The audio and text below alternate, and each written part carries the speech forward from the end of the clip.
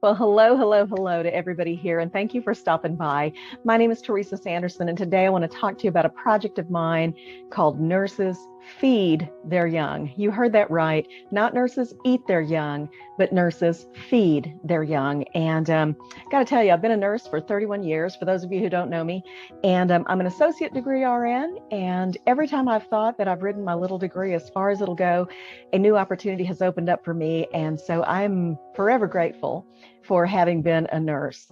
The profession of nursing has carried me when I was a single mom and the only provider for my children. It's carried me through a divorce.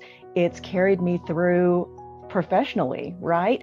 And even helped me when I had major depression. It was just so helpful for me to know and understand as a clinician, the kind of illness that I had, and to be able to really understand and comply with my treatment plan so that I can be with you here today. So nursing, in my opinion, is a wonderful career choice. It does not come without its challenges, though, right? And I think we all can agree.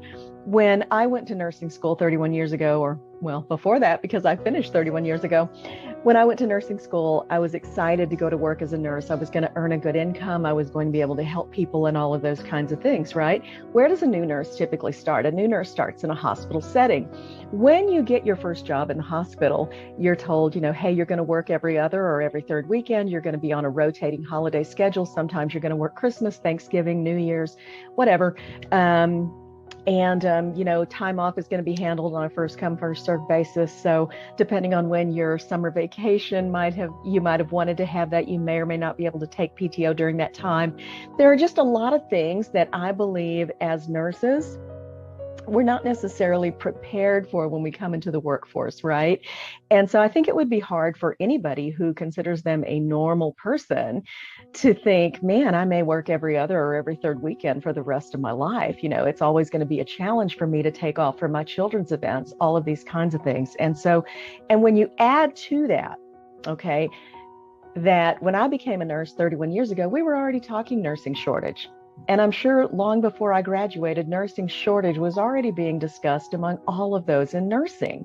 So this is a decades-long problem. The nursing shortage is a decades-long problem. It did not happen just because of the global pandemic. It has been here for a long, long time. But what happened with the pandemic was it rose to the top. And now suddenly everyone can see it. So what happens in the culture of nursing because of a chronic shortage?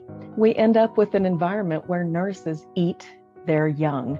We end up with that environment because a precepting nurse, who is the nurse who's going to mentor that new nurse, that nurse is already exhausted. He or she has already spent all of their energy, all of their patience, everything they have on the patients they've been serving for who knows how long, waiting for a new nurse to be hired. Okay. So a new nurse comes onto the unit and really wants to help and be a part of things, and says to the precepting nurse, hey, I'm having trouble figuring out how to do this, or I want to do that and I don't know how to do it. I need some help finding this.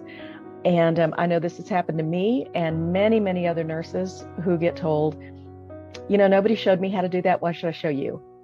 Or the eye rolling, or just the frustration of the senior nurse. So this is a chronic problem. So what happens in this instance, though, that this new nurse experiences that scenario, and it shows up in 1,000 different ways on the nursing unit. This is just one small example. It shows up so many other ways, but whenever a new nurse is treated poorly by veteran staff, how do we think that new nurse is going to treat the other nurses that she will one day, or he will one day precept? It's going to be the same, isn't it? It's almost like if you think about familial patterns, generational patterns of behavior and dysfunction, that's exactly what's happening in the culture of nursing. So at this point in my career, okay, again, I value nursing and I love nurses, but what I long to see are life-giving, respectful, truly professional work environments. And I would love to see nurses go from the state of nurses eat their young to recognizing that nurses need their young, and those new nurses are like diamonds to be polished, right? They need to be treated just as valuably as that, to finally a culture where nurses feed their young and that we're able to bring them in and nurture them and treat them with respect. Now, that said, I do also believe this is a two-sided coin. Okay, so what I would love to see in the units and on the part of new nurses is a lens of compassion to view that senior nurse who may be impatient, who may be frustrated, who is already exhausted, and be able to recognize that that person could just be having, that moment that happens, right? That maybe that senior nurse is short-tempered or frustrated or whatever. And I'm not saying we tolerate bullying. I'm not saying that at all. What I'm saying is, I think if the new nurse can come to the table with that lens of compassion to view that senior nurse, there's a level of understanding that's going to be there that's never been there before. And also, if I think that senior nurse can look at this new nurse as a diamond to be polished and as a coveted resource that the organization now has, and recognize the value there, I think each of them can see the value of each other, and that is where understanding can begin, and that is where we can begin to nurture a culture where nurses feed their young. So this is a new movement. I am starting it. It will take an army of nurses and nursing leaders to change nursing culture across the United States. And I'm asking you today, here in the middle of Nurses Week 2022, to join with me in this movement of nurses feed their young. If you are interested in more information, comment below this video. I'm in. I will be in touch with you about how we are going to be getting this started in the next few weeks, so that we can have an impact once and for all in a positive way on nursing culture. Happy Nurses Week to all of you nurses out there and nursing leaders. I hope you have a wonderful, wonderful week, and I look forward to connecting with you and helping you create the positive, life-giving professional workspaces that we so desperately need. Thanks. Bye-bye.